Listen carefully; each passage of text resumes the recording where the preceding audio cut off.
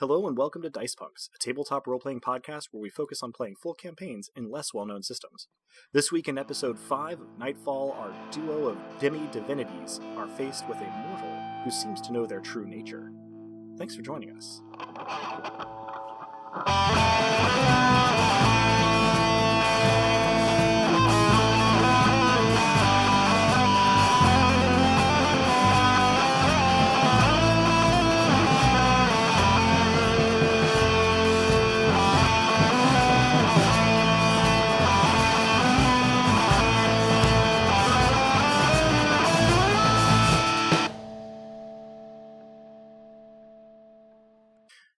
Welcome, I'm Adam, your friendly neighborhood game master, and joining me are... I am Drew. I play Dosk Tyr, Duke of Nothing, and erstwhile scion of the Tyr family. I'm Robin, and I'll be playing Lyssa Crate, the colossal and coquettish Duchess of Fury. Excellent. Not joining us this week is Des, who usually plays Romnet, the prophet of the Obsidian god, but as he is sequestered back in the Chancel of Fermata, and our action this week is in the city of Calavan. He has been excused from his eldritch obligations here for a little while. We'll certainly catch up with him next time. So thank you all. Before we get started, let's briefly recap any character stat growth and the events of the previous episode for ourselves and our listeners. So did anybody spend any experience? Nope. No, the time's probably coming, but we're not quite there yet. I think if all goes well and you both survive this session, which seems likely, you should have 5 experience, which is enough to do one of most anything, should you desire it, at least on your mortal attributes. So we will maybe be able to delve into that stuff in episode 6, near the beginning. So, Lyssa, I believe you have our recap this week. I sure do, Hollyhock God. So we emerged from the Siamir Swamp and went over to the Sari River and realized that we wouldn't make it across without help or, a miracle.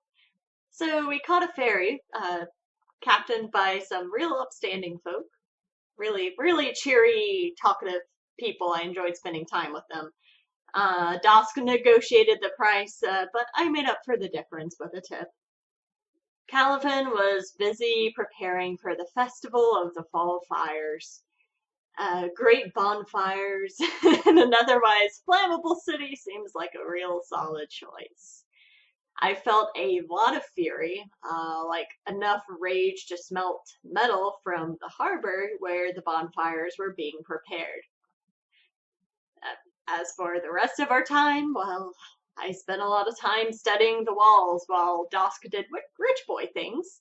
The walls seemed nice enough, though lumber isn't my specialty as much as wood is. Dosk met first with the princess, who was surly to his workers, and even more so upon learning of a missing shipment of silks, which conveniently belonged to the Tyr family, giving Dosk an in to step forward. This connection set us to the folks organizing the festivities, and promptly summoned more while staring and whistling. And Dosk managed to get the lighting of the pyres postponed, giving us more time to work with. We returned to the harbor and the mock shrines that we saw there. We encountered some sort of holy man and decided to make an offering to the shrine to see if we could learn more about the meaning of the festival and why the massive pyres were so close to the big guy's shrines. Dosk added a fancy flourish of a miracle to the offering, and, well, the next thing we know, the holy man declared to the lions of people paying tribute to the Obsidian god that the Obsidian god's prophet has arrived. And I'm pretty sure that's right where you left us, Hollyhock God. Yeah, I do like to leave you guys hanging sometimes. So yeah, we pick up right in this moment. The character I described last time as a posh hermit, so with it wearing a sort of loose-fitting, mono-colored robe without really anything in the way of dye, and a sort of cord belt, but all of it made of the finest materials, wearing a beard and sort of longer hair, but all of it sort of very oiled and scented. He has turned to the sort of people waiting to give their offerings as well as passersby and announced to them that the prophets of the Obsidian god are among us. and there is sort of just thunderous silence for a moment as people try to figure out what that would mean. And, ones and twos in small groups, they pivot to look at the two of you. So, now would be a good time to decide on your immediate, sort of posture and attitude as they, in groups of 1 to 4, all shift their attention to the two that this holy man is sort of casting his arms up over. I gasp and clap my hands dramatically to my cheeks and say, I have never met a prophet before, and then wink at Dosk. Because I've just handed this gentleman some coins, probably the assembled crowd, such as they are, cannot see me enjoy being recognized, nor can they see me blush quite deeply at Lissa's joke. And I'm probably speechless, if only for a moment. Okay. I feel like probably there's a role for Lissa here. I almost got away with it too. Wasn't for this pesky non-diceless system. Well, I mean, I guess that's the thing is that if we were doing this in pure nobilis, I would be able to just say that it works or doesn't work based on what I thought was most reasonable. But I do like the contingency of the dice. So why don't you roll me a charm plus lie, Lissa? That's going to be 3 dice for you. I'm not a very good liar. I know. Oh I got 3 1s! Hey, that's a success. So it's not like you immediately redirect, all of the attention, but people are. I'm just making sure one of these is not a 7 real fast. Yeah, they're all 3. Okay, we're good. Sorry, please no, continue. You're fine. Yeah, people are like a little confused. They're sort of like looking at you, looking over at Dosk, looking back at the, sort of hermit-looking guy. They are trying to figure out, if not you, then who the prophet is supposed to be. So eyes are kind of settling in either direction on Dosk and on this, sort of holy man. And anything in particular as this happens, Dosk? I think I gather my thoughts, and then I swing around and own it. Now, the key decision here, and this is brief table talk, and I know it has to be brief because in game time, this is only a moment, a fraction of a moment. But am I owning up to being a prophet, but not saying of what? I think perhaps I am. Well, you should know that the announcement that this posh hermit has made is that the prophets of the Obsidian god are among us. That is pretty specific. Yeah. At least to those who know. I think we don't have to share the domain element of it if you want to own it. No, that's a good point. Okay, so here's what I'm gonna do. I am going to turn around and I'm going to spread my arms wide and address the crowd, but not in words. I am going to assume, I suppose, my aspect, but they're not going to know what they're looking at, because the thing about Dosk's aspect is that you don't necessarily see nothing when he assumes it. You see the opposite of what you expect. You see the absence of what you think you're thinking about. So I guess I'm going to throw that at the assembled crowd. Boy, that's fun. So your invocation here is a simple miracle. Yeah, so it won't cost you any miracle points. And for the listener at home, this is Dosk has the gift Elemental, which means that you can take on the form of your domain. So he has the aspect of nothing here. And the specific language that I think is really telling here from the character sheet is it is not the it is not necessarily the case that they see nothing, which is to say that Dosk does not necessarily disappear. He may instead take the form of a confusing exception to the rule, appearing to his attacker or interlocutor to suddenly take the form of whatever would make the current conflict irrelevant or absurd. So you have set me a challenging descriptive task here. I have. I've also given you a gift wrapped in a beautiful bow. This is both things are true. So I think what's interesting about this is that no two people necessarily see the same thing. And probably you and Lissa are within each other's Ectoritas at the moment, so she wouldn't be affected. But everybody else, except maybe for the Holy Man, who is also pretty close to you, would be. And so you just see, like, a sea of sort of confused glances and mumbled sort of questions to people next to the speakers as you take on the aspect of nothing. Alyssa, for you, this pretty much feels like, what if the air around your body could also itch? Like, not make your body itch, but like, you could sense it as part of yourself and it itched. It's really weird and confusing, and kind of unpleasant. The Holy Man sort of looks a little bit confused at what's going on, as though he thought he had an idea of what was going to happen, and this wasn't it. But slowly, everybody whose attention he had called sort of starts to return to what they were doing, as though there had been no particular incident here. Some exceptions, but relatively few. Maybe a dozen people are kind of still trying to figure out what's going on, as most other people return to what they were doing. All of this, of course, has taken probably 10-15 seconds. And so as attention starts to slide from you, this posh hermit rounds on both of you and says in a not like angry but sort of terse undertone, what are you doing? I was trying to hand you their attention. I suppose we are more interested at the moment in your attention.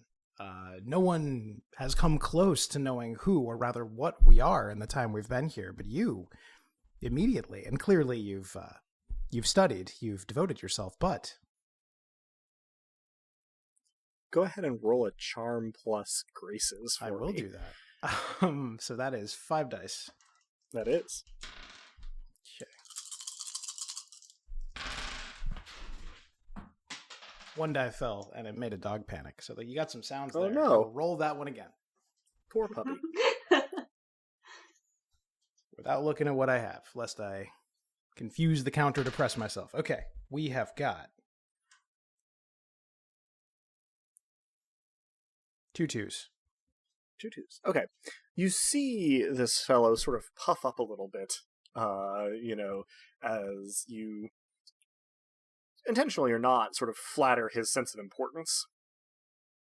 And he, shoulders straighten up, and he sort of, his bearing raises a little bit, and he says, well, I assumed you were here to take control of this half-forgotten festivity, but please, share with me what your purpose here is, oh holy ones, as he sort of turns to include Lissa in this, having kind of focused on Dosk after his kind of showmanship, but remembering now that, like, Lissa is there as well. I repeat just his pluralizing S, and I try not to make it sound like a hiss, but it probably does anyway, as I gesture Lissa over.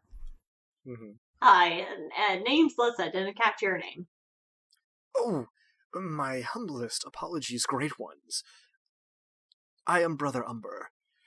I am at your service. And he gives you a slightly less sort of humble and servile, like, inclination of the head than that particular phrase would imply. But it is a relatively formal thing, and he says, I have long awaited the coming of those who would serve the Obsidian God rather than simply try to divert his attention. You see, this whole festival has its roots in the worship, not merely the propitiation of the Obsidian God, and I wish to return it to those roots, if at all possible. I think we share an interest in common. I must say, however, as I'm sure you're entirely aware, I give an ingratiating smile, or as ingratiating as 2 twos can allow me to.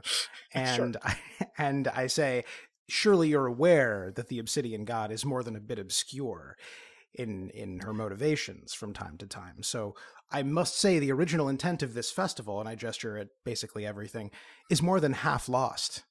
We've walked this city from end to end, and we've found one person in total. That would be you.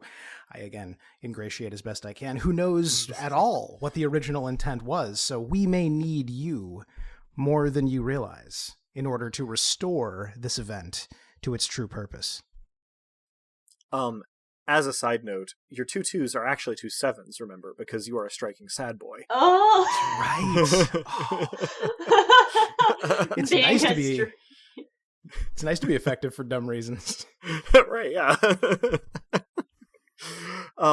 He nods sagely along to this, and says, "Yes, well, I suppose there might be some literary work to be done. I had assumed that anyone the Obsidian God sent along would have more information than me, but it is sensible that his motivations would be obscure, shadowed, as the Obsidian God often is in our sight.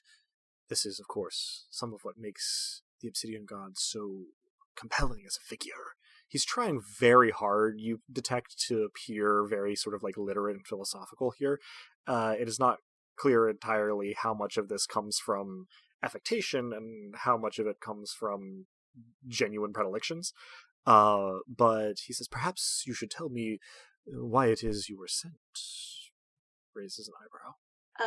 According to our boss, there's something going on here that is displeasing to them. I can only imagine that it might have something to do with the massive bonfire, since, the Obsidian God's whole thing seems to be darkness and perfect darkness at that. I don't know, just spitballing some ideas. He nods sagely and says, yes, that makes a lot of sense. I've always thought that the form this celebration took was a little odd, given that it was tied to propitiation of the Obsidian God, who of course thrives in shadows and darkness, who watches us from the darkness. My brethren and I have made it our business to attempt to watch with and to watch back, you see. And he sort of strokes his beard with a modicum of self-importance and glances over at the shrine and says, these gifts are given by the common people. You speak of the obscurity of the Obsidian God, and yes, there is some truth to that, but really many, especially in recent generations, of these Taraxans of the lower orders are happy to offer propitiation and offering in hopes that they might avert the Obsidian God's gaze from them and prevent disaster. But what they don't realize is how much more we could have if instead we focused on attracting his attention. All we need do is become comfortable with the dark. Perhaps you can help me to prevent all of these fires from coming to fruition. We can see what there is to see in the darkness together. His eyes have started to gleam with a little bit of the sort of zealot's transcendent purpose as he speaks. Yeah, you seem perfectly rational. I should make you roll live for that, but I won't. I'm also, out of character, not sure if she's actually being serious or sarcastic. Yeah, fair enough. Gosh. This seems like a great situation.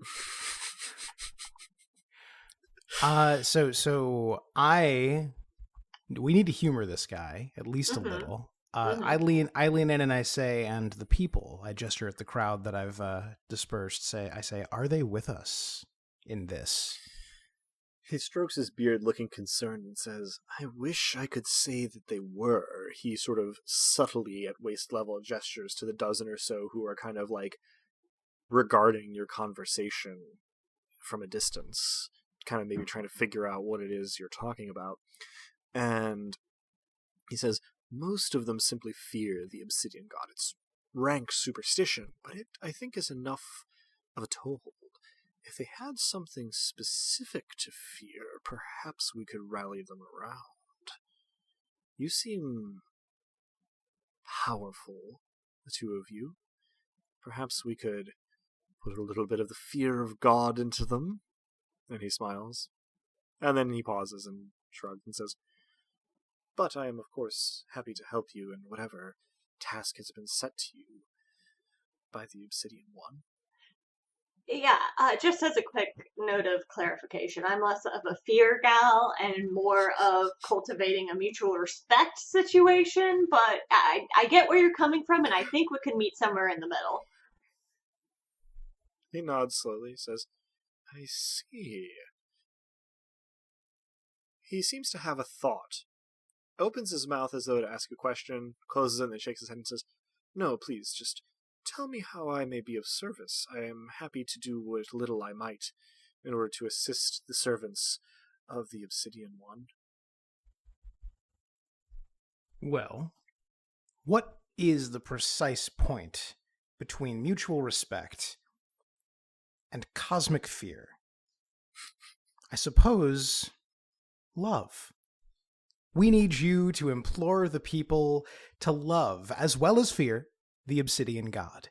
We need to return this ritual to one that does not merely propitiate, but embraces, attracts, strengthens, dare I say, the darkness. I mean, you say we have powers. We don't. The Obsidian God has all the power. We only have the charm, beaming smile.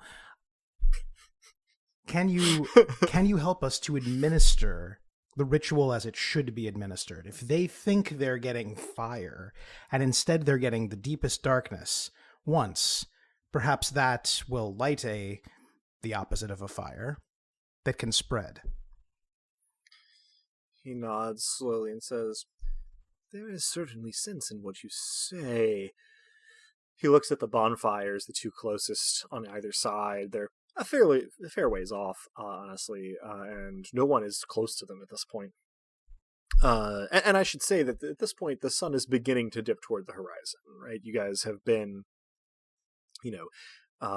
making your way through town, back and forth, across, talking, waiting, for quite some time, and we are nearing the end of the day. So your understanding is that these fires would be lit before the sun was all the way down. You have got a postponement for the bonfires along the coast. What you don't have anything for is all of the businesses and homes that have individual bonfires, torches, candles, lamps, braziers, etc., etc.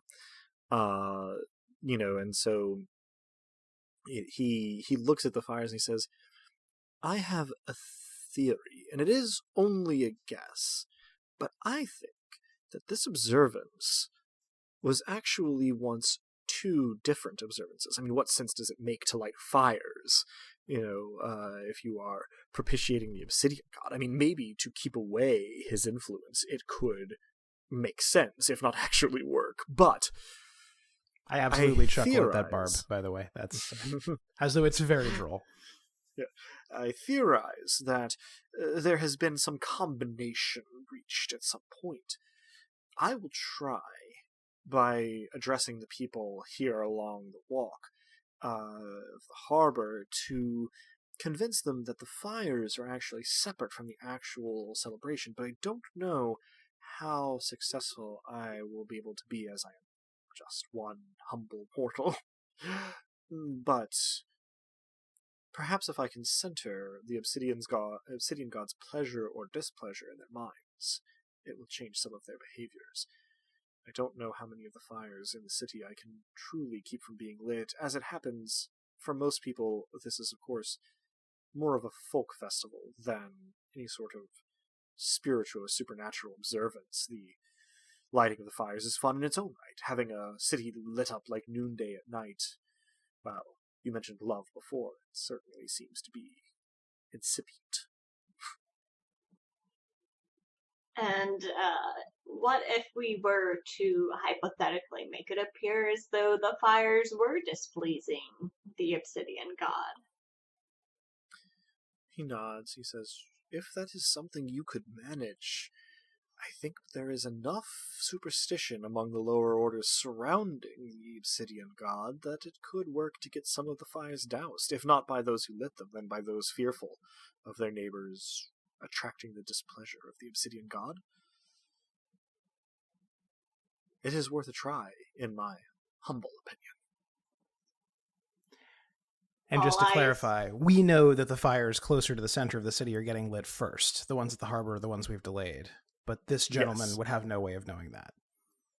Correct. Therefore, I say, I sell it. I close my eyes a moment and raise my hands to either side of my head, and I say, the Obsidian God's revelations are few, but one has just appeared. The fires will not all be lit at once this year. Inside the city, those will come first. This gives us a chance to make a show of the Obsidian God's displeasure before the fulsomeness of the fires fearfully fly here.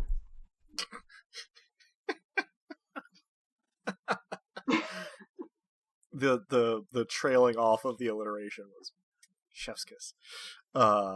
Wonderful. He nods, though, as though this was highest rhetoric, and says, yes, well, I shall get to work. I shall visit each of the shrines and tell people to spread the word. I'm sure a few will.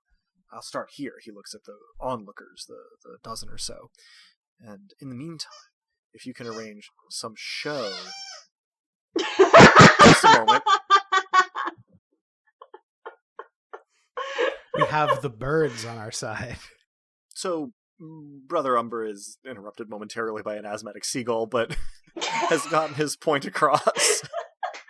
Does he walk off at this point, or is he still kind of like standing around? He's still kind of like... And he finishes lamely with, so I'll get to that and leave the production values to the two of you, as it were. Please, you'll know where to find me if you need me. I'll be along the harbor wall.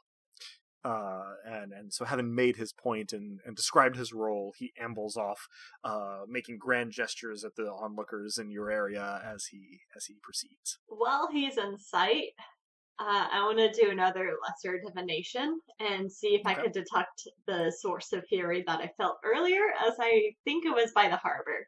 Good thought. So it was very much in the direction of the harbor. You sort of, as a simple miracle for you, so you don't have to spend anything on it, you just kind of invoke it. And actually, this is an interesting intersection of these two systems that I kind of want to explore now. Roll me body plus endurance. Oh boy. Which is 5 dice for you. It's a foreboding combination of things to roll. It is, but like the nature of endurance makes me intrigued by what's to come. 2 5s. Honestly, in the future, this might be a sense plus endurance. Thank you for not going sense. But I know you have more dice this way, and yeah. So, 2 5s, was it? Correct. You stagger. Like, literally have to catch yourself. You feel as though you have been buffeted by a large wave. As you sort of shake your head and orient yourself, the white-hot fury is emanating not from the harbor itself. You were right, it was in the direction of the harbor. But it is coming from offshore. You can't actually detect, like, a precise origin point. It seems as though, to the best of your ability to detect it, like, the whole ocean is furious. Excellent. Like, and again, I can't really stress enough, this is inhuman levels of fury. A person might be able to get this mad, but they wouldn't be able to stay there. This is perfectly constant and unwavering. And it, in terms of directionality, you can turn from one direction of the surf line to the other, and it is constant. There is no, the middle of this, or the left side, or the right side is where it's emanating from. It is a consistent, not even like wave, but you are almost basking in it. You may not be aware of this, but Dusk, if you are looking at Lissa after her stagger, she has something approaching, I think, between a manic grin and a rictus on her face. I think, given what happened earlier, let's say I do see it, or unless you give me to roll perception or something, which I can absolutely do. But I say I do see it. Just make this a character. And I say, is someone very angry? I think the ocean has problems. I look out toward the ocean as though I'm going to see what the problems might be. This doesn't last long, and I look back. However, Dusk's temperament is such that probably the thought occurs to you, now that you have the context of the ocean being angry, that as the sun dips toward the horizon, the water takes on a bloody hue. It seems to be a purely optical phenomenon of, light bending through the atmosphere and reflecting off the water, but... You don't just mean the color, then. You mean something deeper, I assume. That wasn't an ocean pun. And yet it set off a thrice song in my head.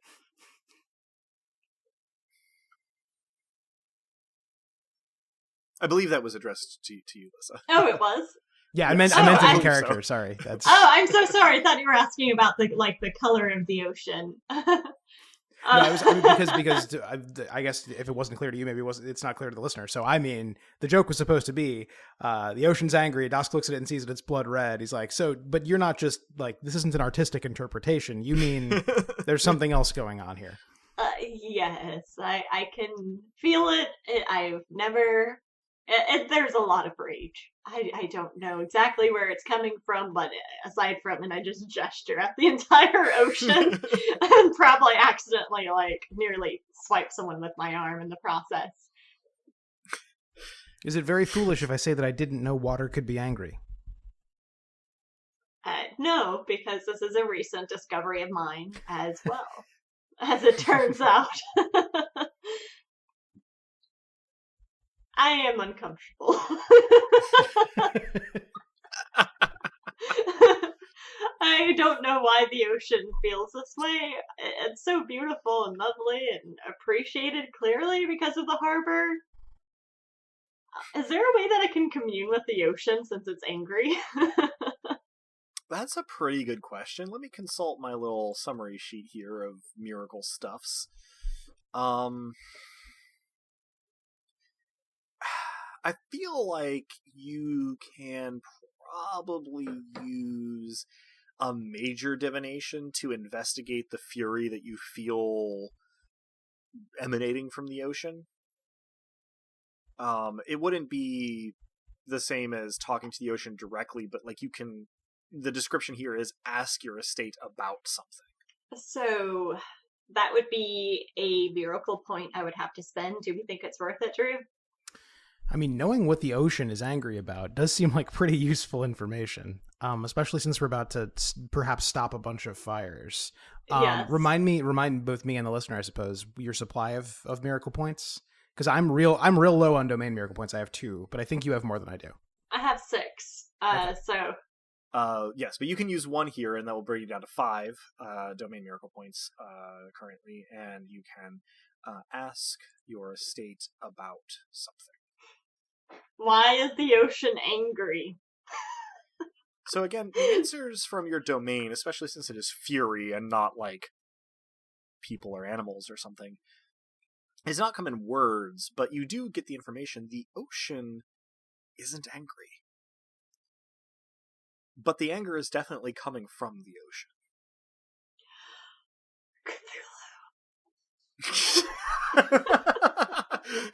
You caught me. This has secretly been Call of Cthulhu all along. You thought it was 2 systems. It's actually 3. That's a good reveal. So is this where you reveal where all our sanities are at? So Greg Stolze did in Unknown Armies make one of my favorite systems of sanity meters in tabletop role-playing games, but I have chosen not to apply it here yet.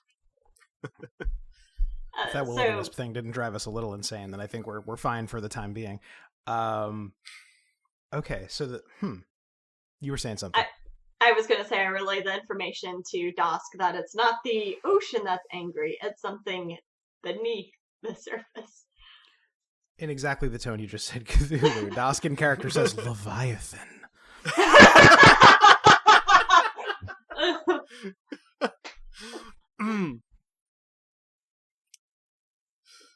This always goes so much better when in actual session than it does in my head when I'm planning it. You guys are wonderful.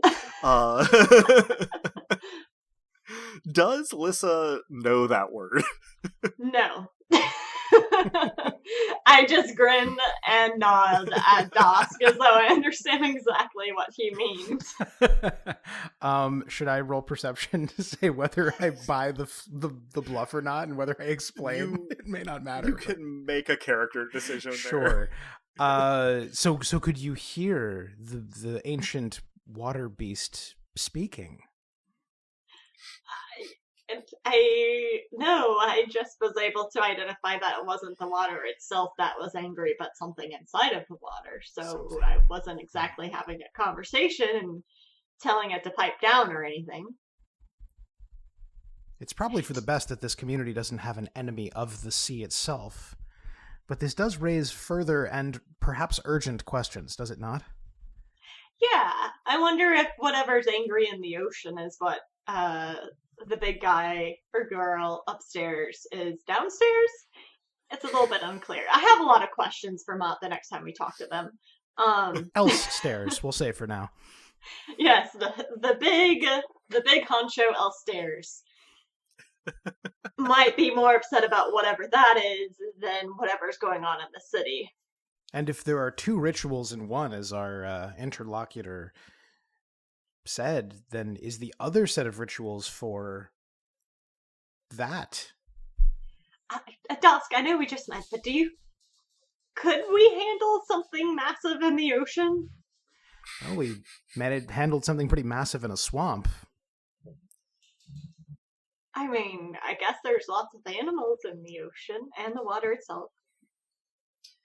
You guys probably have less than an hour until the sun is fully down. This is something I didn't think of at all about my character. I don't know how strong a swimmer I actually am. I mean, we talked about it with Lissa a little bit. We were talking about getting across the river, but but the plan was for me to cling to her back like some sort of. I feel like Dosk has body 1, athletics 0. You're probably not an amazing swimmer. Yeah, I buy that. It is probable that you have some experience in shoreline swimming.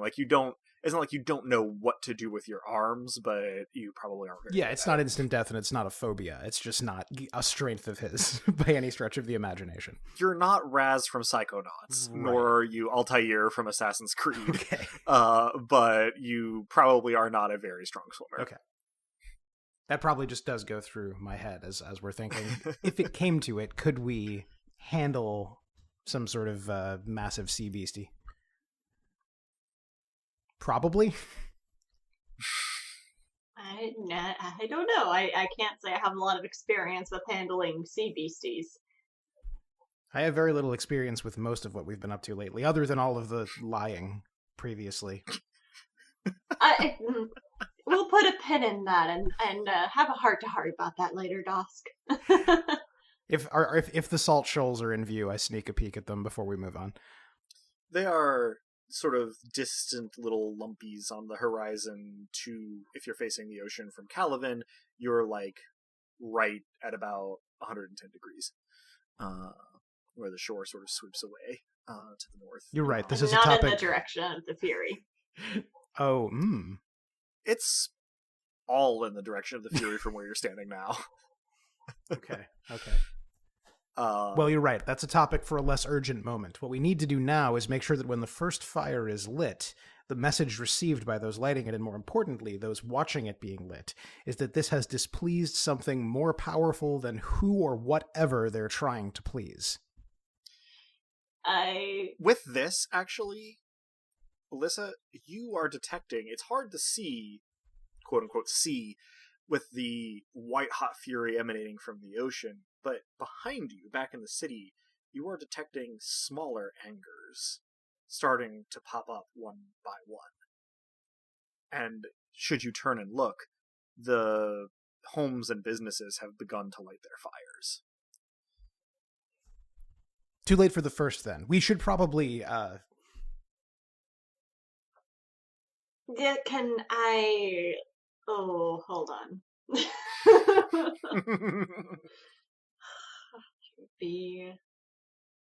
What form of miracle would it be? A lesser creation if I conspired with the candles, lanterns, etc., being upset that their only purpose in life is to burn down until they are nothing, and refusing to burn as a result, and create fury in them? So here's the thing. You can probably run through this pretty quickly in your head. The reason you were able to detect them with your divination is because the state of burning a wick or wood or oil or something is fury, right? Angry wood is on fire. An angry wick is on fire. So you can interact with this directly, but if you wanted to take it away, that would be lesser destruction. Okay. To do it locally, a major destruction if you wanted to do it through the whole city. Alternatively, this is going to backfire potentially, but I'm just going to make everything really, really mad so that it burns so quickly as to not last long. Oh, that's fun. So that would be like a major creation at level 7. Okay. I'm trying to avoid using more points this session. You could make that happen locally with a lesser creation. So if we go up to one, you could make one or a few burn down quickly, right? Let's focus our attentions on like the major fires. Well, so there aren't really any at the moment, right? The biggest things you have at the moment are braziers being lit, and there are, judging by your divination sense, 24 throughout the city, mostly in the lower city, and kind of scattered about, with a new one being lit every minute and a half or so. So you could dash around and do a block at a time for free with lesser creations, causing them to flare up and burn down. That is an option. You could also put them out instantly in a similar, sort of block by block fashion with lesser destructions for 1 miracle point apiece. Major creations at level 7, which would be 3 miracle points for you, would be the whole city flares up and burns down very quickly. The whole city? Itself. The fires in the city, which may start some other fires, you don't know. Yes, that's the concern. But, damn, Lissa, where did you go? You can whoosh, and then everything kind of like is spent pretty quickly with level 7, or level 8 for 4 miracle points. You could do a major destruction and just negate the fury of all of these flames. And put them out instantly throughout the entire city. What was the point of the last one? The last one is a level 8 as a major destruction, so that would be 4 points for you. What do you think, Drew? Anything nothing could contribute to? I'm trying to think. Yeah, I mean, like with a knowledge of the fire pyramid, right? Like there's all sorts of stuff we could be. Yeah. But I. We could also start off the thing we discussed last time, table talk, when Adam was dealing with some things. And I do like that idea very much.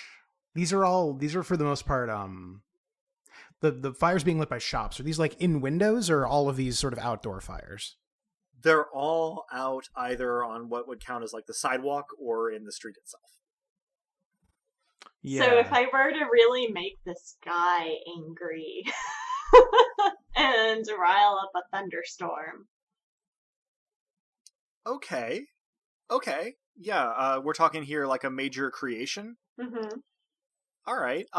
Yeah, I could see you pulling together a thunderstorm. Basically, what you would be doing is angrying up the blood of the cloud tutelary spirits, above you for sort of the city plus a little bit. This you could whip up a nice storm very quickly. I think that's actually really clever. Yeah. All right. So I may go in that direction.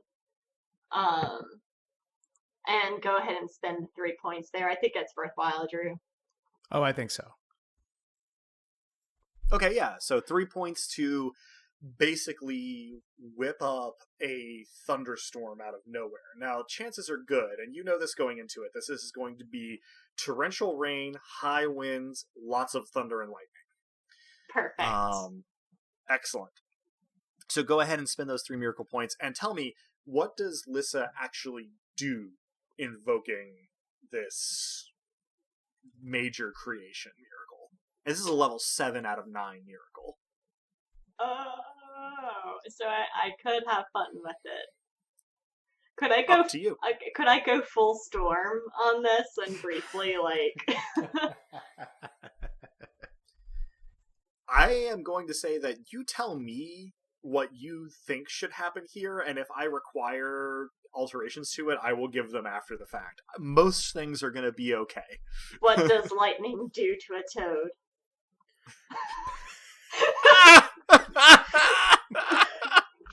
I had forgotten about that line. Same thing as everything else, I think. I don't remember the rest. Yeah, same thing it does to everything else. But God.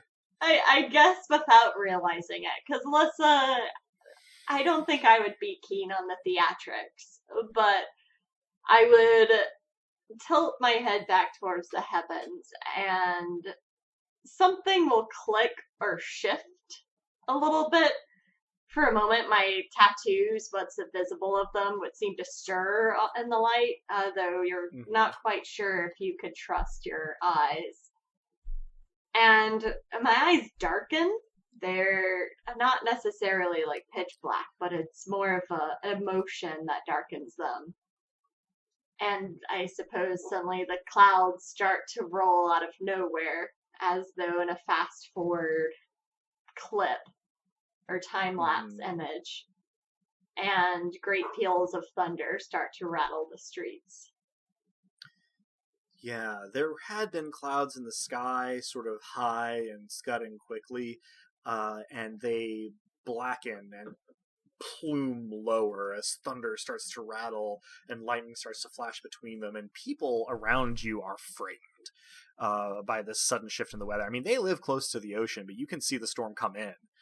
This is literally forming above their heads, and the ones closest to you can kind of see your body language and make inference as they will. And you can hear shouts and cries of dismay. And one old-timer within earshot of you, and Dosk, in case you're not particularly paying attention to what people are saying, shouts, not necessarily on top of his lungs, but "Not again! Not since I was 12!" and runs back down toward the city. I, for my part, all the fires and such being lit, like the sun is just barely down, if it's even down at all. So presumably there are only a few light sources on. 80% of the sun is still above the horizon by this point, but in the way that sunsets happen, it is sinking shockingly fast. After seeing to approach the horizon for a long time, the actual process of it dipping is quick. Sure. So I perform a preservation such that all of the places in this city that were dark stay dark in an unnatural way, so that the lightning that lights up the sky is the only light. So that's going to be a major preservation, which would be level 6. Which would be level 6, which for you would be 2 miracle points, which I think is your that last would be 2 all my miracle points, which is not a good idea if we're going to fight a sea monster of some kind.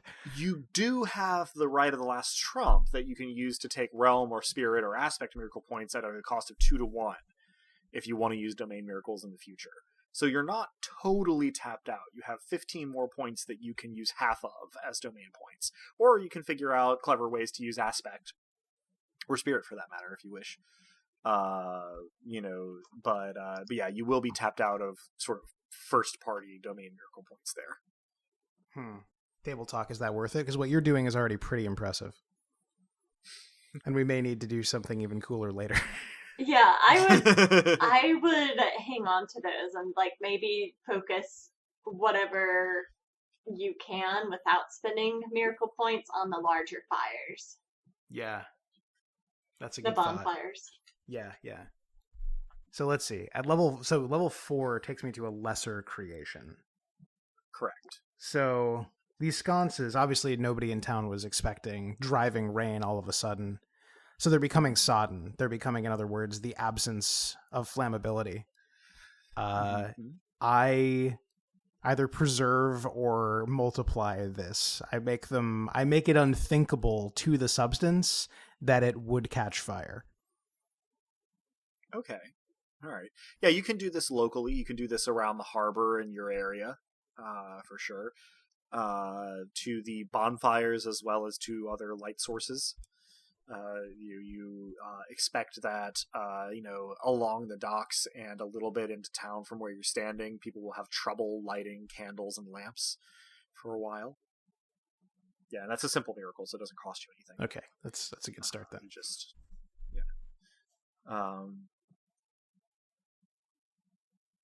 There are sounds of alarmed activity from throughout the city as people scurry to try and react to this sudden storm. By this time, I mean, only a few seconds have passed since we started taking these actions. Lissa, you are sort of like collecting yourself again after your exertion of miracle points. I mean, I think that was counting as like a deep miracle. Here, so pretty big stuff. And looking around, in a matter of seconds, the sky has darkened completely. The sun shines red between the ocean and the cloud sort of ceiling. Dark clouds above you, and is mostly red light swiftly diminishing as the sun dips below the horizon, casting the whole scene in a bloody hue as thunder rumbles, shakes windows and casements, and lightning flashes between clouds and begins to fork toward the ground, out on the sea as well as down around the city.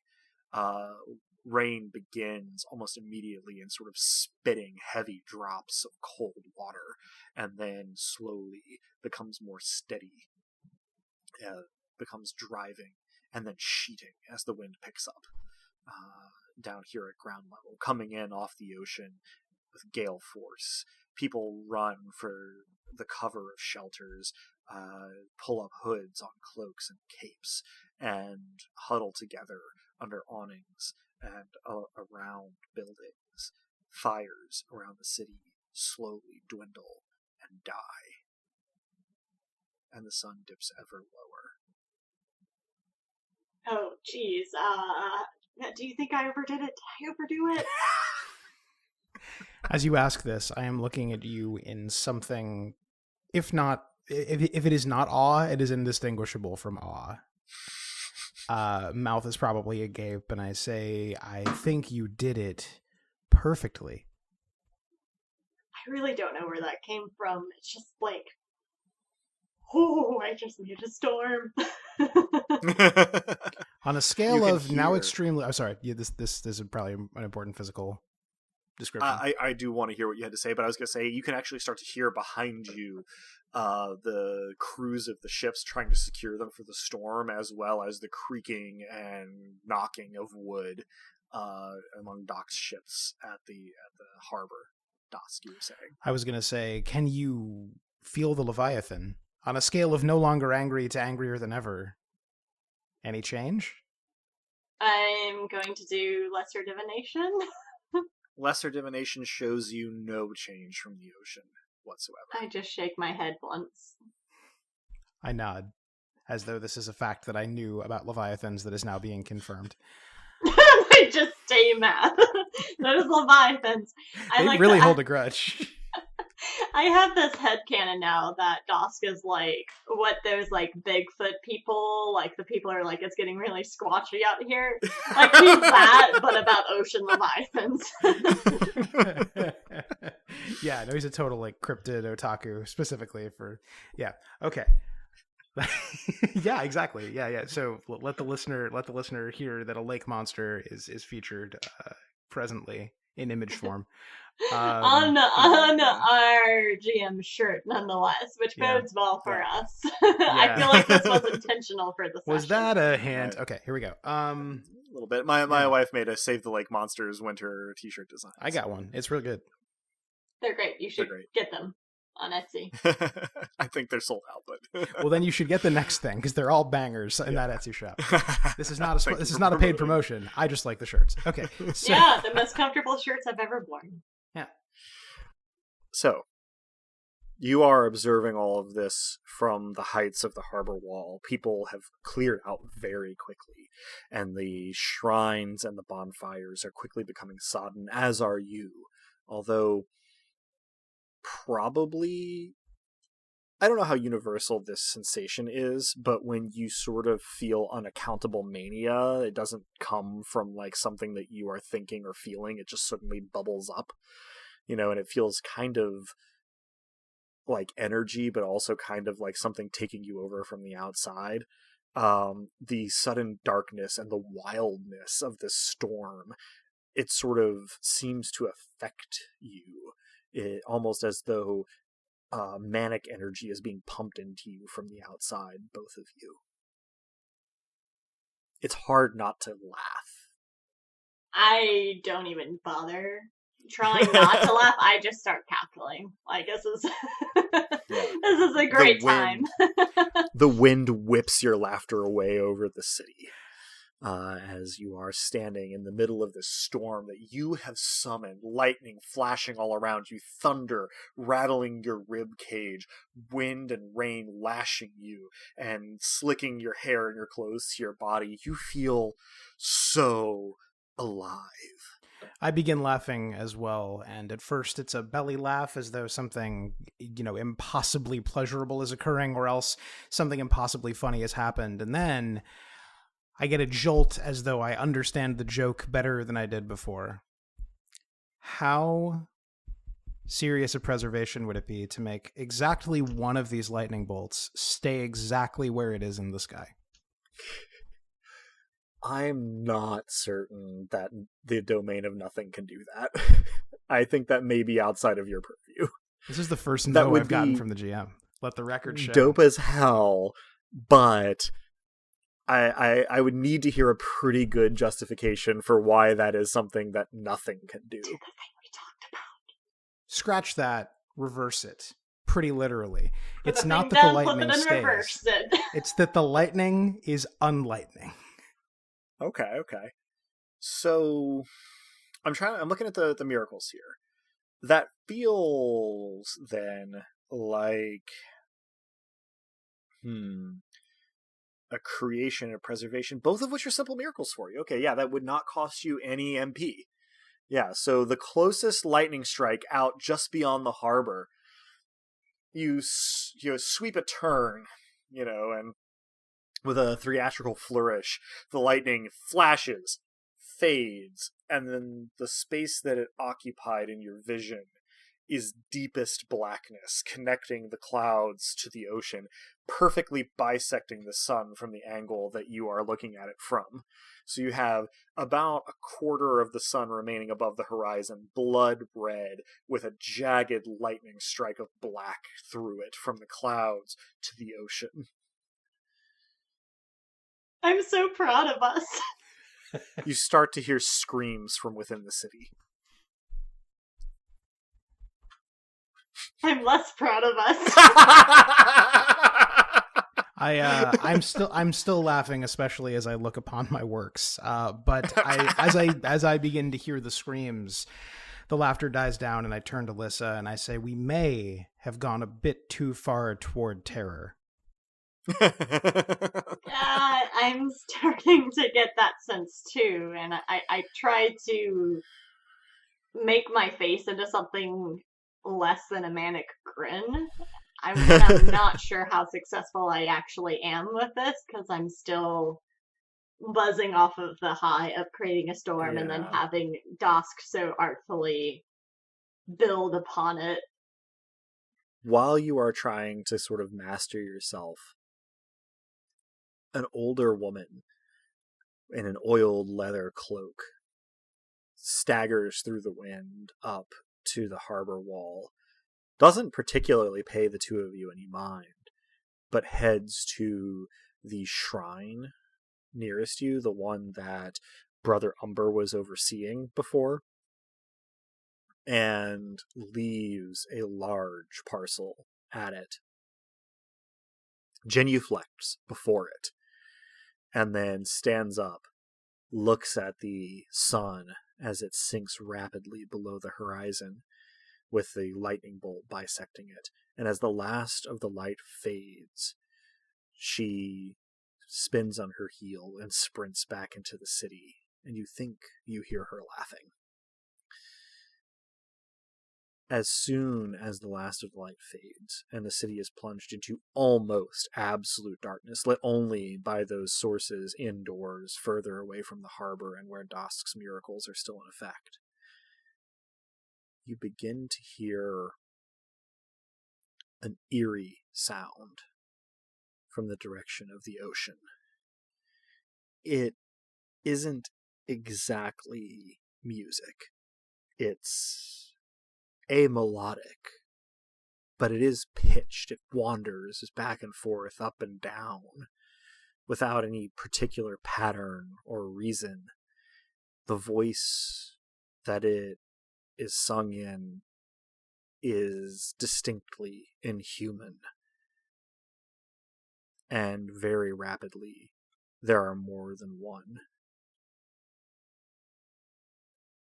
I grab Dosk's arm and whisper,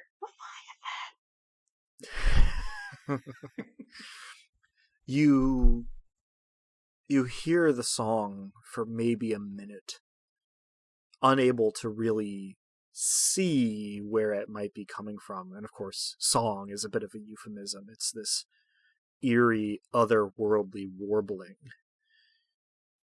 that's coming from more and more voices, covering more and more of the shoreline as you listen. And after about a minute, you also start to hear shouts and screams and sounds of struggle from the dockside, where the sailors were securing their ships. we've got to help them. Agreed. We're probably off before we're even done saying that. Mm-hmm. Indeed. You're moving toward the harbor. You're moving toward the ships moored there. They're not far away. You just have to make your way down the harbor wall and across maybe 50 feet of thoroughfare. And you can see movement among the decks and among the piers, docks, quays, wharves, etc. As you make your way, there are dark shapes among the sailors. Some sailors are struggling with each other. Some are struggling with these dark shapes. And a flash of lightning illuminates these dark shapes for the first time in your vision. At first, you think you're just looking at a manta ray. But this one has short, almost shapeless arms and legs. And as it turns from the sailor it has just bitten, its mouth, and only its mouth on the underside of its body, is disturbingly human, except for two long canines with which it had punctured the sailor's shoulder. He falls back, and this particular creature rejoins its brethren in the eerie, warbling song as more of them sail up from the surf and onto the shore and onto the ships. Some of the sailors are fighting amongst themselves, too. Others are running directly into the sea, while others are screaming and running in the other direction. It is complete pandemonium at the docks. I start shouting, get away from the water, run for the wall at the top of my lungs at the sailors. It carries well. The wind seems eager to carry your voice around the docks, and those who still seem to have their wits about them follow your instructions. Even some of the ones struggling with their fellows sprint away from the harbor. But you can see very quickly that the sailors fighting amongst themselves were trying to subdue some of their fellows, whose eyes have rolled back in their heads, whose mouths loll open, and who simply strike out at anything nearest to them, animate or otherwise. They are fairly easy prey for these ray creatures, which are still heaving themselves out of the ocean in droves by the dozens, adding their voices to the song. Unless Drew has a more pressing action, I'm going to go deranged Snow White again. And what is going to be more, for the record, what's more pressing than deranged Snow White? I see nothing. It seems like because they're climbing out of the water, it would create a useful bottleneck if, we had sharks and other things helping us out. So I guess in this case, deranged Aqua Woman would be more on brand. Fair enough. So for you, that was a lesser creation. Mm-hmm. Yeah. So in the vicinity of you along the docks here, the waters start to splash and churn as everything from sharks down to minnows starts to set upon whatever is nearest to it. And the song, this weird atonal warbling that is coming from these creatures, starts to have a note of anger and panic in it. But again, they all sing in sort of a choral unity, as though they all know what's coming next, even though there isn't any discernible rhyme or reason to it. And the voices themselves are these reedy, more animal than human sounds, but they don't sound like they could come from the rays that you hear them from. They sound more like bird song, or maybe animal calls from mammals. And there's this note of urgency and of alarm in them. And more of the sailors, even the ones who are running, their eyes roll back in their heads and they start setting about destroying whatever is around them. All of the ones who were running towards the shore are now in the water and lost to your sight. The ones who are running away, mostly gone. The ones who remain, all are just laying about them however they may. How much of a miracle would it be to silence this song in the ears of the sailors who seem to be in danger from hearing it? It doesn't have to actually not exist or actually produce sound, so long as we're not feeling a prickle at the back of our heads that's going to make us go deranged momentarily. It simply needs to not exist as far as they're concerned. Yeah, you are feeling nothing from this song, but it's clear that it's affecting the other people around you.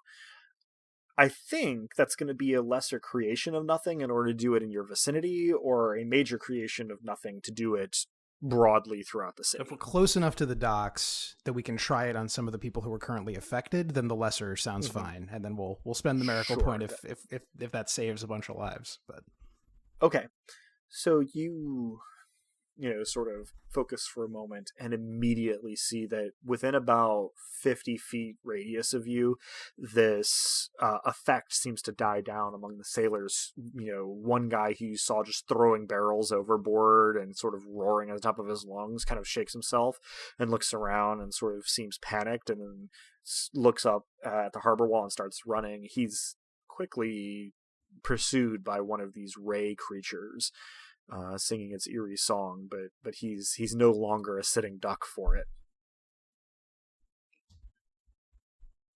It seems to be working, at least in your vicinity. Good.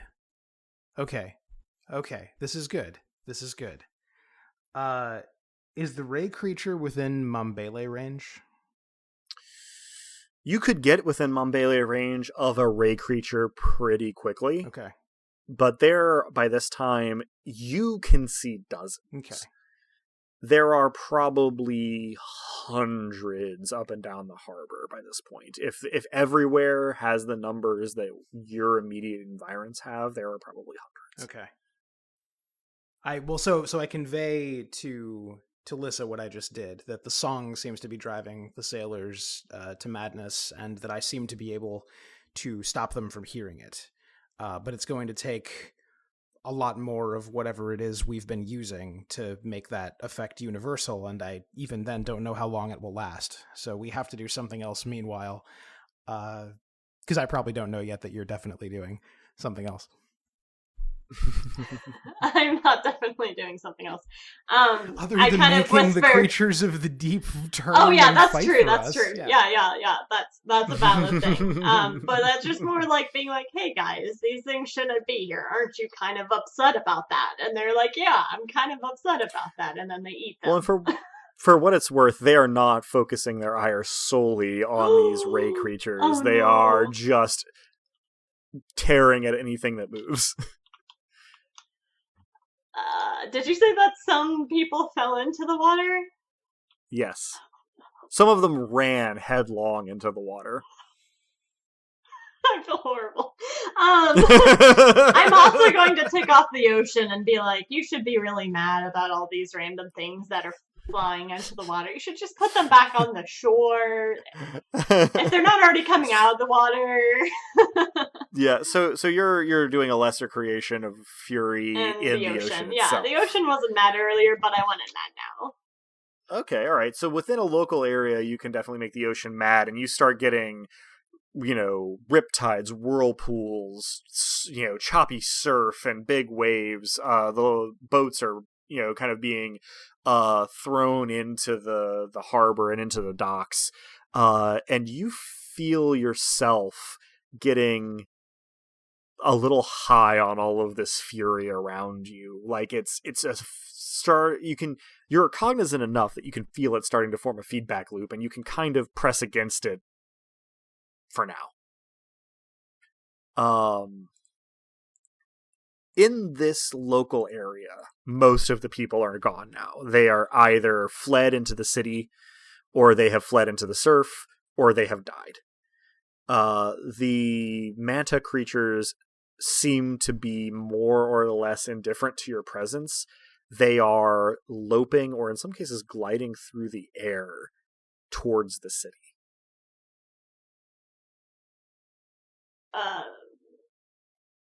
I kind of hold my hand up and be like, siren manta people, hey. Let's stay put here and have a little talk. I sensed your anger earlier. I assume it's coming from you, but we could probably reach some peaceful conclusion that doesn't involve you thrashing the city. At the word doesn't, one of them knocks into you. And you're big enough that it doesn't knock you down, but its little stubby arms protruding from its underside grab your head, and you feel fangs clock against your forehead, piercing the skin in a couple of places, looking for purchase. Just while you're talking. Does it seem inquisitive or aggressive? And can I tell? Very aggressive. I'm going to pull out my hammer and just kind of swing to get it off of me. Electo, my trusty tool. Electo, your trusty hammer. Blood immediately is like cascading into your vision from your forehead as you grasp for Electo. And you can feel the puncture wounds in your skin and the scraping of these fangs against your skull. And you get the hammer in your hand and you sort of swing it up, and dislodge this thing. You don't know that you did any damage. It just kind of like flips through the air, and you're kind of a horror show to look at this point. You've got probably 6 holes in your forehead, that are close to showing bone, and blood just kind of like cascading down your face. You also kind of feel, I'm not sure that Lissa would have a point of reference for this, but a little high. Yeah. Your divination isn't like super going right now, but you are being inundated by the fury of these creatures as they come out of the sea. This is more of a mechanical question. Can I feed off of that fury? Not in a mechanical recovering miracle points sense, but if you open yourself to it, it will absolutely energize you on a subjective level, and you can feel it tugging at you. Honestly, the currents and eddies of fury around you are something you have to stand against at the moment. I recognize that sensation and resist it as hard as it is. Fair enough. Dosk, are you taking any particular action as Lissa hammers this ray siren away? I mean, my first instinct is to try to cut the thing in half, but that's a very temporary solution when there are hundreds more. So with the one she's knocked away, where is it? Is it currently in midair as we're sort of slow motion talking? Probably, it has flopped onto its back on the ground and is attempting to right itself, which is a not amazingly slow, but certainly very clumsy and cumbersome action. Okay, so I draw my weapon, but I also stand over it, and I use my aspect miracle. I become whatever it would no longer be angry at. Interesting. As far as it's concerned. We haven't actually established whether I know what anyone sees when I do this, and I'm assuming I don't. I was assuming not. Yeah, I was assuming not. I just want what I'm after is its reaction. As you are standing over it, it sort of rights itself, and sort of pushes so manta rays, right? Their faces are on the bottom of their body, and so it pushes itself up to look towards you, and sort of cocks its whole body using its arms, and then simply lopes along the ground on these weirdly human looking stubby arms and legs with that gray sort of smooth rough manta flesh on them between your legs and up in the direction of the harbor wall. Some of the ones that are gliding have surmounted the harbor wall by this point. We need to cut them off. Urgently. There's something that makes them less mad, I can now tell you. The unfortunate news is I can't tell you what. But this is at something. This is not simply nature taking its course. There is a grudge here. There's a specificity. I can feel it, but I can't tell you where it's directed. It's just, I don't want to focus too much on it. I'm sure you understand. I do, more deeply than perhaps anyone else could. Are you all right? Are you ready for whatever this is? We just need to stop them. We can't let them get to the people. You're right. We'll think about it later. I should also probably ask, I imagine the holes in my head are some kind of damage. That's actually a good point. Since I didn't roll an attack, I didn't give you any damage, but let's just take one shock damage to your head. Okay. To represent, that you're bleeding from it. And hopefully that will not be the difference between life and death later this session. Yeah. I can go ahead and take the shock damage off of my other stuff because we were arrested since then. Oh yeah. That should have been. Yeah. So I didn't on one sheet, but I didn't put any points into healing, but we did establish that I have a bunch of strips of fabric and stuff in my pocket, so I can at least give you a tourniquet, so you're not actively bleeding all over your face. A cool headband. I don't think. Yeah, the forehead is a place to apply a tourniquet, frankly. That seems... I don't know if you heard. I don't have any points in healing. I don't know. Are you actually handing some bandages to Lissa right now? I mean, yeah. I just kind of tie them around my forehead karate style. And just pull the knot tight and nod and then flourish my hammer and kind of jerk my chin. Immediately, this cloth, whatever color it was before, is soaked in blood. Head wounds bleed a lot. They do. Right? And so, you're wearing this sodden red headband, and even to the degree that you're trying to suppress it, the grin you give Dosk is kind of manic and your eyes are a little bit wider than usual. I don't know. I'm trying to come up with other kind of analogs for it. If you've ever been to the doctor and they've given you a steroid shot, you just have that directionless energy for a few days. That's thrum. Yes. Thrumming. That's a good one. My dog is currently thrumming because he's on a steroid for health reasons. That's the closest thing I have. Yeah, so your dog is currently Lissa. Yeah, okay, Yeah. yeah. So, you guys, powerful as you are, perspicacious as you are just two individuals in one place on the harbor. And these things have been coming out of the water. If they've been coming out of the water at the rate along the harbor that they have been in front of you, there are probably thousands of them ashore by now. Some of them have probably made it into the city. It is more than two people can handle. The noise of the storm is keeping you from perceiving much beyond your immediate area. But there is what appears to be a large wave between two of the ships near you. Only when it breaks, there's something there. Something looming in the surf. And then you see another one, and another one. These are not like the rays. They are 12, 15 feet tall, somewhat ape-like in construction, with leathery dark skin and fins along the backs of their arms, along their spine, along the backs of their legs. And they have these small, beady red eyes set on either side of their heads, and sharp, visible teeth in the fronts of their fish-like mouths, and they begin to stalk much more slowly than the rays out of the surf. There are fewer of them, but not by any means only a handful. We should get somewhere more defensible. I think we've done everything we can down here for the people here. We need to defend the city.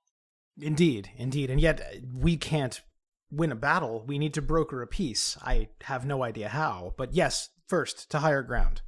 Give up, Nine Tons! I have the high ground! From their point of view, the festival is evil.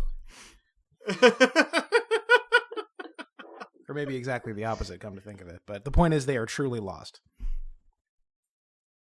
So, presumably the two of you run back toward the harbor wall, up the stairs or ramp to the top where the sodden places of bonfires and shrines sit, some knocked over, overturned.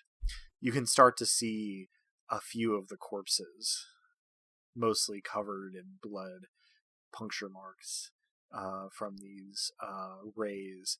Not as many perhaps as you would think. From this high vantage point, the wind does carry the sounds of struggle and bedlam from the city below. It does not look like the rays have penetrated far into the city. And the behemoths behind you are, not moving quickly, although they are coming ashore. You make your way, presumably, towards the city. Do correct me if I say something off base. But as quickly as you can, and passing some of these corpses, you actually recognize the old woman who had brought that last offering as one of the bodies here, punctured probably a dozen times and seeming very pallid.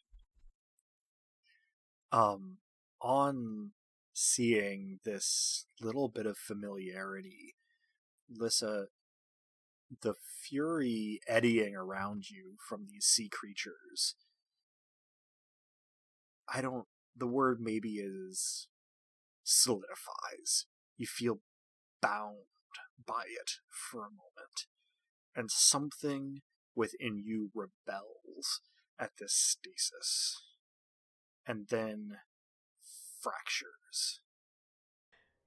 The wind that seemed so keen on carrying my voice now carries an entirely different sound. A rattling hiss that seems to come from everywhere and nowhere. A vibration that thrums in your ribs. Though it's already dark, the darkness seems to congeal, and the shadows that were already present emerge into sight from beneath objects and dark corners to slither into the open and gather at my feet. I notice that my snake tattoo is moving. It's coiling and constricting and squeezing, and I claw ineffectually at it. Of course it's just a tattoo, My fingers find no purchase except on my own flesh. I open my mouth to cry for help or scream. Even I don't know. But this is the moment that the gathering shadows have been waiting for.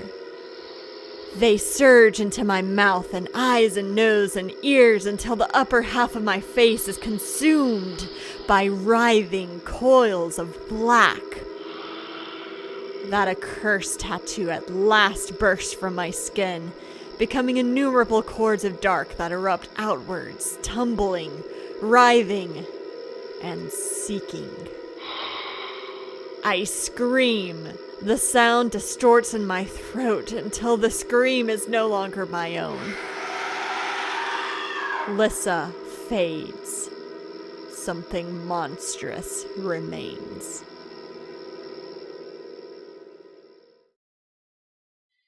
And immediately the tendrils of shadow that accompany you begin to snatch rays that pass out of the air off the ground, and they shrivel upon contact. Dusk, this is pretty alarming. Yeah. In and out of character, I would agree.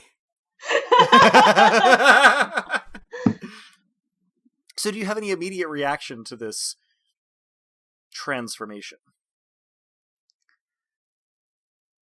I'm never going to take the answer quite as seriously when I ask Lissa whether she's okay again.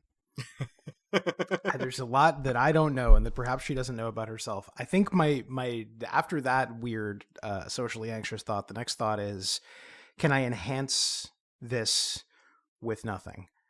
And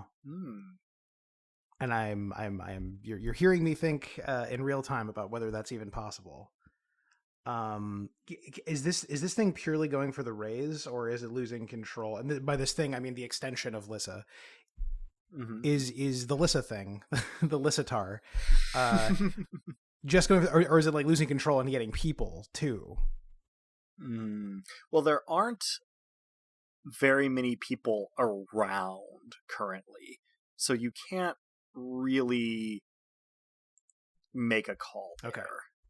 So it's going, maybe a way to show this is you can feel something clawing at your Arcturitas, that 5-foot zone around you that is kind of an extension of yourself. Through your spirit stat, you can kind of feel it scratching like nails on a window. Boy, yeah, not knowing what's happening, it's hard to match it, but my instinct is certainly to help. I mean, when I look at this thing, and if this is a roll, tell me, but does it, like, it's shocking, obviously, and it's weird, and it's disturbing, sure. And it's violent, but does that additional sense we now have tell me that this thing is still Lissa? Does it tell me that what I'm looking at is a power that's on our side, or does something in me say threat? That is an interesting question. So you're talking about using the sight, in which case I feel like what you see is a pure, unbridled, almost erupting presence of fury. I hesitate to say too much, because I feel like a lot of this is up to Robin as Lissa's player, but to the degree that the site shows you something, you are sort of maybe witnessing Lissa as a conduit for her estate. That's a good description. In a way that she maybe normally kind of tries to stymie. Got it. This has all been in sort of a Zack Snyder style ramping slow-mo, right? Like there's a lot going through both of your heads at once, but in the time that it has taken for you to process this information, this Lissa thing has probably mulched about 7 of these rays within, call it like a 15-foot radius. And she doesn't seem satisfied. Indeed The hammer is still in hand, but is something of an afterthought to the tendrils of shadow and to the bare hands and to the shrieking. You, Robin, are not speaking. I don't know if that's because you, Lissa, cannot speak right now, but Just screaming. Lots and lots of screaming. Screaming intensifies. Okay. Well, what I certainly feel I cannot do is just stand back and watch this, although I don't have a better battle plan than that.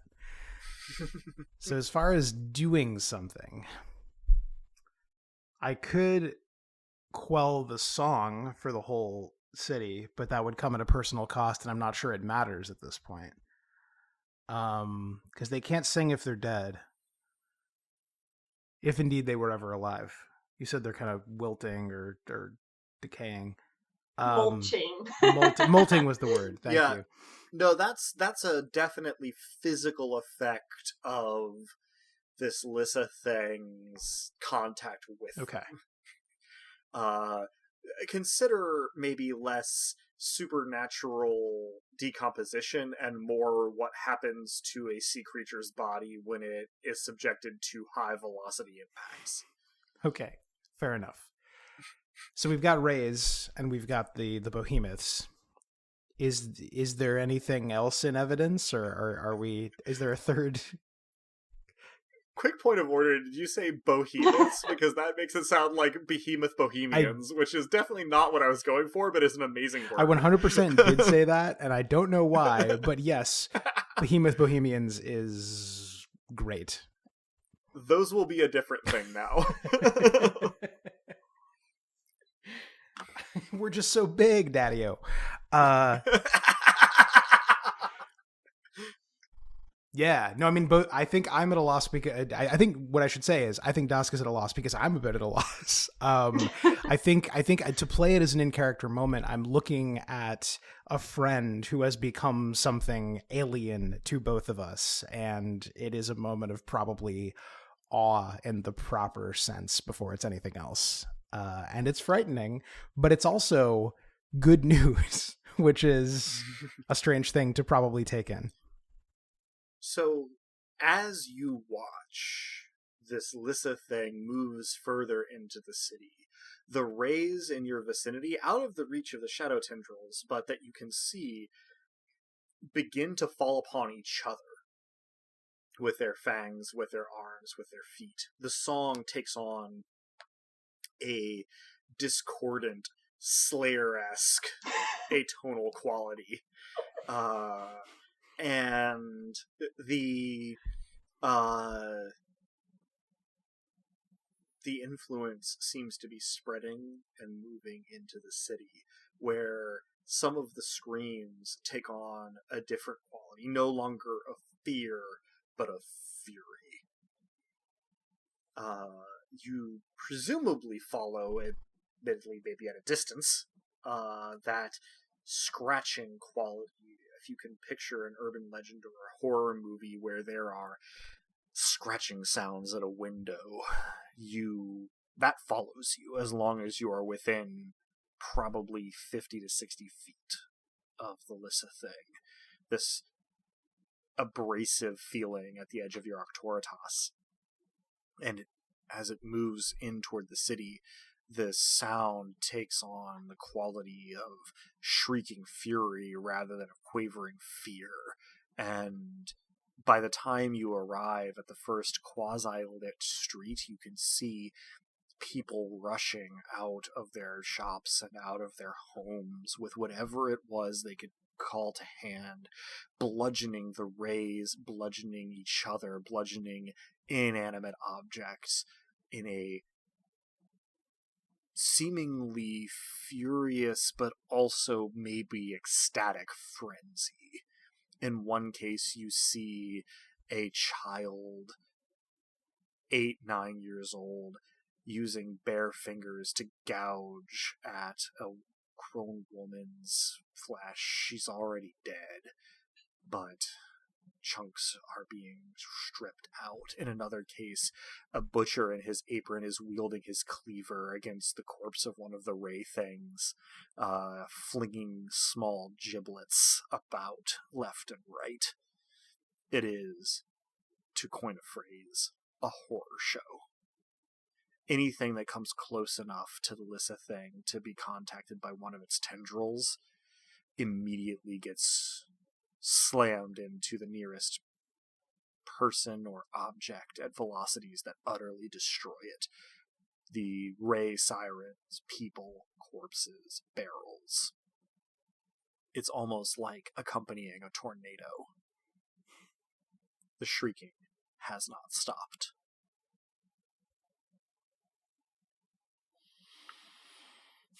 I miss Lissa. Very understandable. Yeah. What would she do if she were here and not a tornado? I mean, so again, horrible as this thing is, it's not actually a problem in regards to the rays. The fact that it's turning man against man does seem like a bit of a problem. This is just within the vicinity of the Lissa thing. Listhulu. I like it. Liz Magdala, excuse me. That's more fear than fear. You can only see a little ways, right? Sure. You are in darkness, clouds hiding the moon and stars, lightning flashing occasionally to illuminate the scene, driving rain. But it's happening where you can see. Beyond that, it's hard to tell. There's a cacophony from the city as the rays are sort of breaching the harbor wall. Their momentum is slowing down, and there are cries of fear, cries of anger, cries of battle, cries of the wounded, the strange warbling shrieks of the ray sirens. The first of the behemoths are cresting the harbor wall currently. I think what I want to do is negate the fighting spirit of the invading sea folk. Against my conscious intent, I find myself unable to think of them as monsters anymore, seeing them so destroyed. So I think the way I think of it in my head is I want to give a speech that will rouse them, but it's a speech without words. It's a speech that contains whatever the opposite of words would be. Or rather, not the opposite, but the inverse. If you could make if you could make words, if you could make rhetoric go negative the way the lightning did earlier, that's what I want to put into the heads of the behemoths and indeed of the rays, so that this seems as futile as it clearly is, and it can end. Beautifully said. So this would be a major creation of nothing, it sounds like. Is that about where you're at? I mean, that's your call, Baron von Take All My Points Away from Me.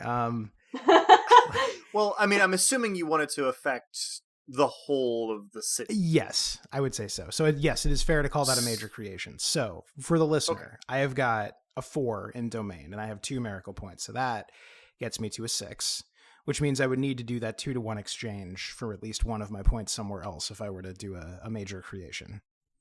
Was all that right? Correct. Okay. Yes. You would need to take a point from somewhere. 2 points from somewhere else. Anywhere else, frankly. In the right of the last trump to do a major creation. But this is interesting because you are trying to make what is essentially the film negative of like an inspirational speech to creatures that don't seem to use words. Hence the necessity of the technique, yeah. Indeed. So I'm going to take a little bit of license here. Interject if you feel me going astray for your character. Go ahead and spend those miracle points. you behold in horror and wonder this Lissa thing wreaking destruction in its vicinity as it moves into the city slowly. You spin on your heel. You behold the creatures of the deep cresting the harbor wall and flowing into the city. And you feel the dark and the chaos of the storm around you. You feel it first enveloping you, pressing close, and then suddenly your senses shift. And it's not pressing on you, it is flowing out from you. You are the nothing, the dark, the chaos, the absence of order, the absence of light. You are the eye of this storm for a moment. And in that moment, you open your mouth, and sound doesn't come out. For modern listeners, you know how noise-canceling headphones have an algorithm where they basically listen to the sound around you with a microphone and then produce its inverse to keep you from hearing it? That is what tears its way from your lungs and throat as you... The sensation is alike unto shrieking into the wind. Like you were some sort of gothic novel protagonist. But there isn't sound. Instead, it deadens the song of these ray-like sirens, and it sort of warbles along in the inverse of the howling of the wind. It spreads out further than the sound should travel. You feel yourself the epicenter of the inverse of an earthquake. Reality itself seems in your eye to ripple and waver, and maybe even to fade, as you cancel out that which has been motivating this attack. And over the course of maybe 5 seconds, all of the sea creatures that you can perceive, and by extension, you can sort of feel the behemoths, the sirens, still throughout the city where they've overtaken the harbor wall and gone a couple blocks in. They just stop for a moment, listening and considering. And you can imagine it's something like glossolalia, where words that don't mean anything but nevertheless make sense tumble from your lips without you willing them. And everything suddenly is quiet and still, despite the fact that the storm howls on around you, and this Lissa thing moves into the city, causing pandemonium and chaos as it goes. You can hear it behind you, even if you can't see it. Sounds of rage, sounds of violence, the wet thunk of bludgeons and of sharpened instruments being used. Getting somewhat fainter. You feel yourself to be the eye of the storm, and you don't know that you ever want it to stop. You're not sure how long it lasts. But when the miracle subsides, the behemoths and rays seem confused. They don't advance further into the city. They don't turn on each other. They don't start puncturing and licking the corpses for their blood. They just mill about in confusion for a moment. The only sounds that you hear are those of the storm and the receding sounds of the chaos that the Lissa thing is causing as it moves further into the city. Suddenly, there's the release of tension, a snapping back, and you feel that you are yourself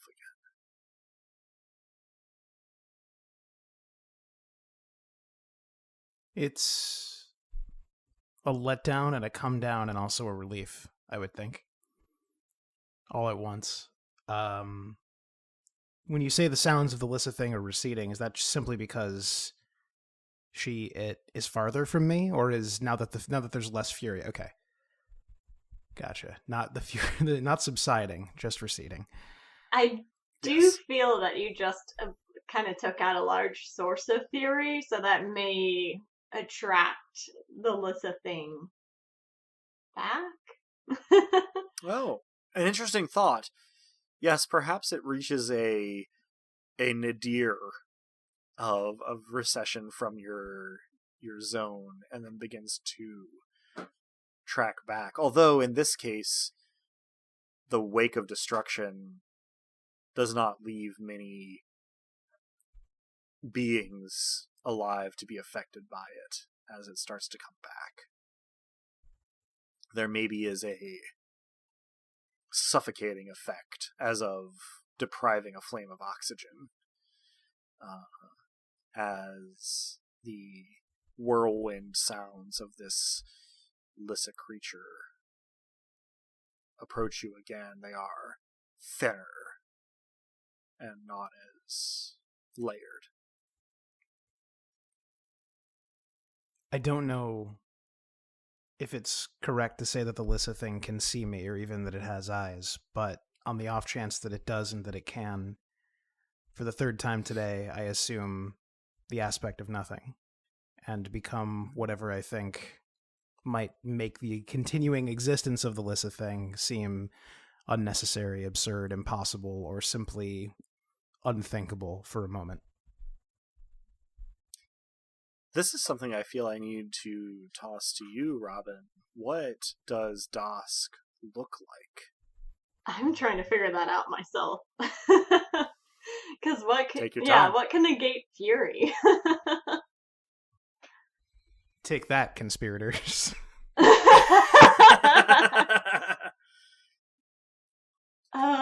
So I'm going to think through this out loud, and you may want to put a marker down. Please do. So the thing that attracted the Lissa thing back in this direction was the sudden absence of that well of fury. So whatever might endlessly be unaffected by emotion, I think would be the aspect taken on by Dosk. So I think perhaps what that sounds like then is that you see, instead of Dosk, a statue of Dosk. Impassive, thoughtful, not expressing very much, but nevertheless sort of proudly displayed and blocking your path. I don't know that, but I do know how you react Correct. to it. Yes, you don't know that. The scream that has seemed to be nonstop from the maw of this thing falters. And for the briefest moment, the shadows part and you think you can see through them and see familiar eyes beyond them. So I implore those eyes, but how do I do that? I'm trying to think if this is a role, right? I mean, these probably could be words rather than strange anti-words, but the goal is to snap Lissa out of it. So I'm looking at my character sheet and I'm thinking what that might be. It's sure as hell not knowledge, because how do I know what I'm looking at? And Leviathan facts will not be helpful in this situation, unfortunately. I'm thinking that it's gotta be a charm or a command. Yeah. Go for charm. I would go for charm. That's what Lissa would want me to do. So yeah, maybe charm plus graces, or do I dare to say it's charm plus jest, and he actually attempts a joke in this moment? Would have to be some gallows ass humor. That, you know what? honestly. Yeah, I do like gallows humor. Yeah. Okay. So see what you can come up with after you roll your charm plus jest, which is 5 to be clear dice. here, this is a roll to create a form of gallows humor that a being of pure fury, moments off a killing spree, would find very funny. When you put it that way.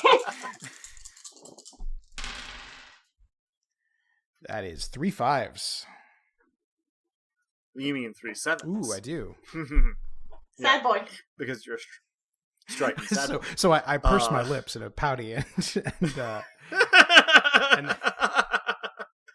this wouldn't work unless under normal circumstances, but the effect in this light is devastating. For sure. So what is your...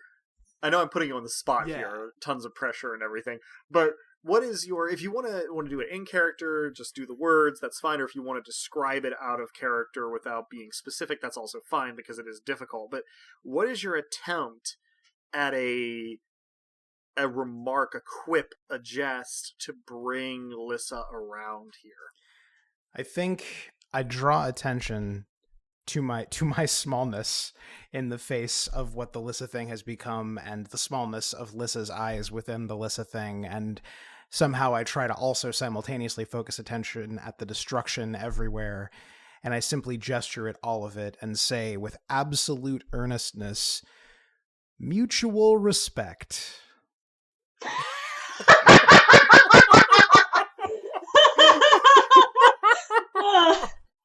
Oh goodness, that definitely works. The shadows suddenly fall away from the figure as water crusting against a wall might tumble to the ground, and Lissa doubles over, not with laughter, but with exhaustion and something else entirely. She's on all fours, she's looking down, but the shadows return to normal, and her tattoo stills. At that moment, from the direction of the behemoths and the sirens, you hear an odd-sounding voice. It's like somebody speaking while gargling a glass of water. Relatively high-pitched and a little bit playful. I am not going to try to make that sound because it would be awful to listen to. But it says, "That's a first." Turning to look up on the harbor wall, looking down at you, you can see what is very clearly the animated drowned corpse of a 6 or 7-year-old girl dressed in tatters. You can also sense very clearly the Arctoritas surrounding her.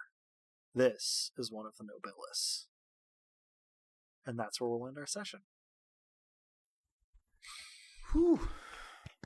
You may each have 1 mortal XP for this session. I think I get some bonuses, right? Because I have fulfilled my craving, my duty, and also unleashed the gift. That is true. I had forgotten to factor in those things. Yes, you have at least 2 bonus. So yeah, let's call it 3 total for you. Mortal or divine? Mortal. Okay. Divine is not going to be affected by the duties, cravings, and problems. Okay. So I get 3 total, so that means an additional 2 over what I would have gotten, so that means I'm at 7. You are at 7, yes. Perfect. Indeed. This is an interesting question, because my craving is just that we haven't actually talked about this. Dask is just gonna read it. Dask is curious beyond any reference to prudence or to the practical use of the knowledge in question or to anything resembling good sense. He has a difficult time leaving any question unanswered. So I'm just kind of low-key doing this all the time. So do I get experience when I do it in an especially dangerous or strange situation? So I'm fudging this a little bit. Generally, in the rain rules, if you are pursuing your craving, you can get a bonus die on your roll. Got it. Okay. Problems cause additional XP. Understood. But my ruling here is going to be that in addition to getting bonus dies on rolls when you are pursuing your craving, if your craving causes particular trouble for you, bonus experience is available. Gotcha. Okay. Because I've also been engaging with my problem while in town, since it's the whole estranged family thing. That is true. I hadn't really considered that because I hadn't looked back at this part of your character sheet in a little while. I'm going to say that if it comes back to bite you in the ass... Okay, yeah. Rather, because so far it's mostly helped you. Yeah. Okay, when it comes back to bite you in the ass, eventually, when I can work it in, then it will absolutely give you bonus session XP, although it will probably be up to you to remind me of that fact, as this is sometimes a little difficult to keep in mind as I am playing. Also, though, both of you do feel free to remind me that you can get bonus dice for duty and craving pursuit. When rolls are called for. In this case, of course, Lissa, you did not have rolls while you were doing this. But... transcended rolls and so much else. Yeah. Were you to have a similar effect during, say, a confrontation with miraculous opponents, that would be a slightly different thing. You would definitely want to have some bonus dice on rolls there, but in this case, no rolls were necessary. Cool. All right. So, I think that pretty much does it for our session proper. Yeah. We have another cliffhanger. I will try to keep those to 2 at a time, but I can't make any guarantees. I love the cliffhangers. I am not expecting you to stop with them. I mean, when it's every episode, it becomes Dragon Ball Z, right? If there's if Dusk and Romnet have their coffee date and that has a cliffhanger in it, then it starts. You know. that may be a little much, yes, but certainly during events transpiring, you could probably expect me to end on something rather evocative each time. I feel pretty evoked. But with that, we will see everyone in episode 6 with this appearance of our first non-Mott Nobilis. We will see what transpires here. But for now, that concludes this session of Dice Punks. Thank you to everybody for joining us, and I hope our players and listeners enjoyed it as much as I did, and that you'll all join us again next time. If you're hearing us now, then you probably know where to listen to this, but we can be found almost any place that one can listen to podcasts, as well as on the wider web at dicepunks.com and on Twitter as @dicepunks.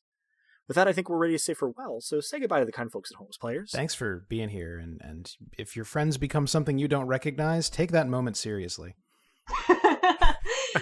Thanks for listening, and don't be afraid to confront your inner demons head on, or the unthinkable may happen.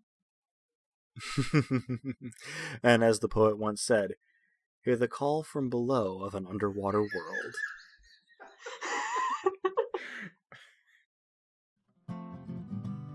Thank you, dear listeners, for tuning in, and stick around through the admin stuff. There's a bad ad with me, Adam, waiting for you at the end of it. The songs in this episode, theme of the Dice Punks and its acoustic version, were written and recorded by the Duke of Nothing himself, Drew. Cover art is by Joanne, who will be behind the scenes for the time being, but played Rue the Gremlin in our Psionics one-shot. Site design and graphics for dicepunks.com are by Robin, the player behind the irrepressible Lissa, the Duchess of Fury. Rain and the one-roll engine it runs on were created by Greg Stolze, whose work can be found in a frankly astonishing number of cool places, but I'll point you toward gregstolze.com. Nobilis was created by Jenna Caterin Moran and can be found alongside much of her other really intriguing work both in and outside of tabletop role-playing at afarandsunlessland.wordpress.com. Links to both systems and authors can be found on the Punk Grimoire section of our website, dicepunks.com. Thanks so much for listening. If you liked what you heard, well, that's reward enough on its own, really, but if you're so inclined, you can help us out by rating and reviewing us wherever you listen to us, telling your friends who you think would like us to give us a listen, and even by heading over to our Patreon at patreon.com/dicepunks. We have fun rewards available to backers, including a patron-only Discord, and access to the Dice Peaks after show for episodes 1 and following. Regardless, we hope you'll tune in again, and until then, remember, subtlety is for cowards.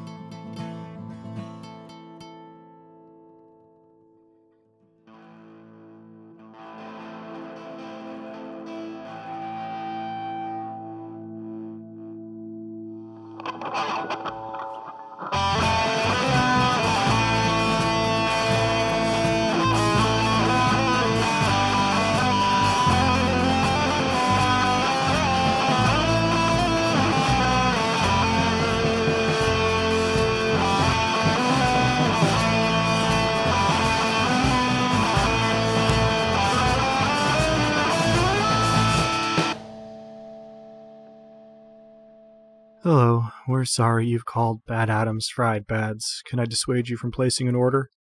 No? My condolences. Yes, 3 orders of fried bads will be delivered unsettlingly quickly by a nameless driver in an unmarked van. If your order is incorrect or your delivery person speaks other than to say, "It's done," into a walkie-talkie upon handing you your order, then count your blessings. It could have gone much worse for you.